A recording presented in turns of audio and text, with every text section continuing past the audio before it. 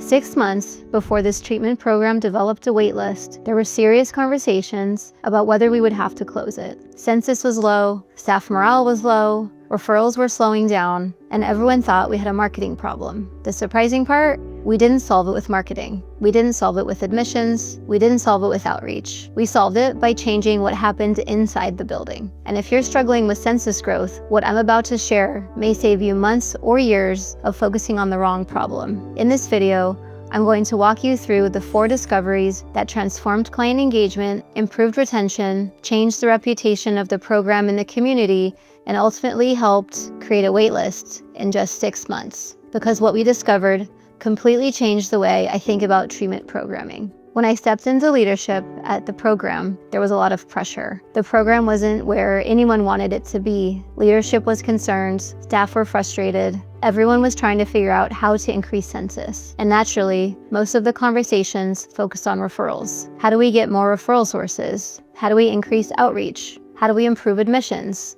All important questions. After spending time inside the program, I began noticing something. The real problem wasn't happening outside the building. It was happening inside it. Because while we were focused on getting more people through the door, we weren't paying enough attention to the experience they were having once they arrived. And that's when everything started to shift. We thought we had a referral problem. What we actually had was an engagement problem. Discovery number 1, not every client learns the same way. One of the first things I noticed was how repetitive the schedule had become.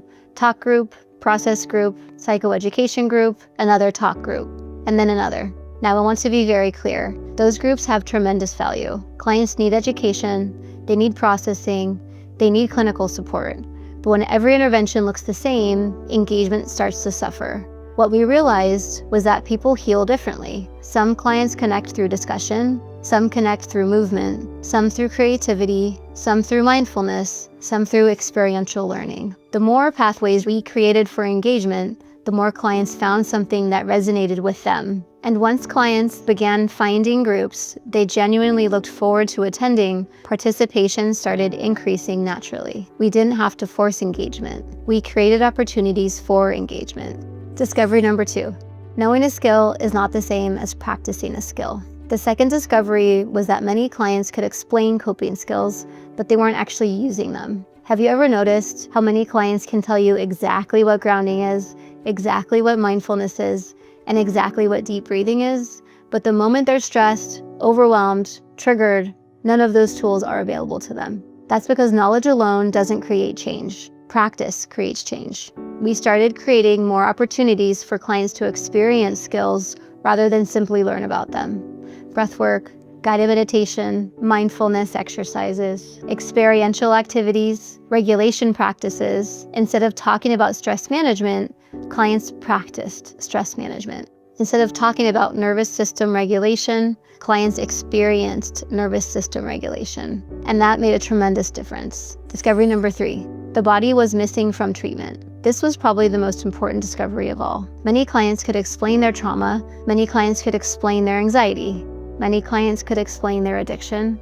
They could tell you exactly what happens, exactly why it happens, exactly how it affected them, but they couldn't tell you what was happening in their body when they became triggered. They couldn't identify tension. They couldn't recognize activation. They couldn't recognize dysregulation. And that's when I began realizing that many of our clients were trying to think their way through experiences that were being stored in the body. Talking is important. Insight is important, understanding is important, but healing isn't only cognitive. Healing is also physiological. Clients need opportunities to reconnect with their bodies, to notice sensations, to practice regulation, to experience safety, to learn what calm actually feels like. And that's where body-based programming became such a powerful addition to treatment, not as a replacement for clinical care, but as a complement to it. Discovery number 4, client experience drives census. This was the lesson that surprised me the most. When client engagement improves, everything else begins to improve too.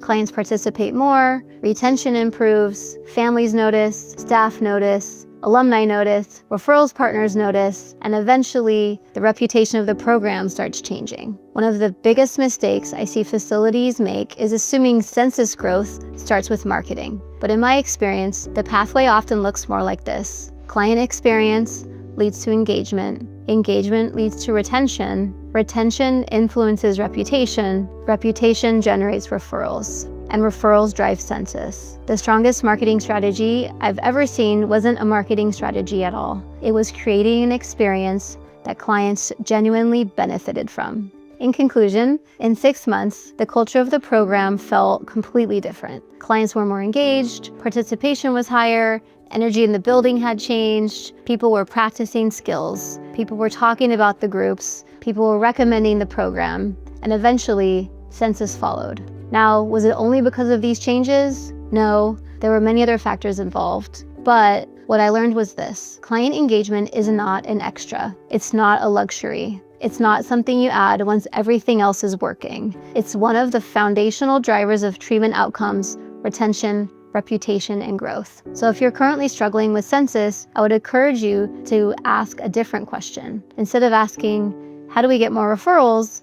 Ask, are our clients simply talking about healing, or are they actually experiencing it? So if any of this resonates with you, I encourage you to schedule a free call with me on the link below. Thank you.